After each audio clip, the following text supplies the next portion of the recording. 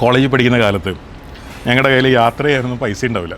അപ്പോൾ എന്തോ കാര്യത്തിന് എറണാകുളത്ത് വരണം, പ്രൊജക്റ്റിൻ്റെയോ എന്തോ കാര്യത്തിന് ഞാനും അനീഷും കൂടിയിട്ടാണ് വരുന്നത്.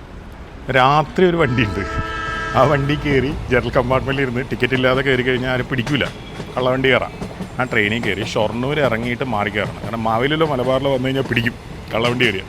കാരണം 1.5 മണിക്കൂർ ഷൊർണൂർ പ്ലാറ്റ്ഫോമിൽ ഇരിക്കണം, അപ്പോഴേക്കും ലോക്കൽ വരുള്ളൂ അടുത്ത എറണാകുളത്തേക്കുള്ള. അവിടെ വന്നിറങ്ങി ഞങ്ങൾ വയ്യാണ്ടായി, ഉറക്കം വരുന്നു. അനീഷ് എന്നോട് പറഞ്ഞു, എടാ ചായ കുടിക്കാം. ഞങ്ങൾ റെയിൽവേയുടെ പ്ലാറ്റ്ഫോമിൽ പോയിട്ട് ആ കടയിൽ ചായ വാങ്ങിച്ചു കുടിച്ചു. അത്രയും മോശം ചായ ഞാൻ അതിന് മുമ്പോ അതിന് ശേഷമോ കുടിച്ചിട്ടില്ല.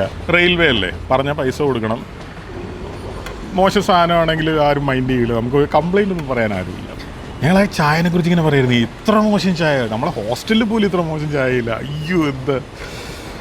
ട്രെയിൻ വന്നു, ഞങ്ങൾ കയറി എറണാകുളത്ത് വന്നു, കാര്യം കഴിഞ്ഞു, ഞങ്ങൾ തിരിച്ചു പോവാണ്.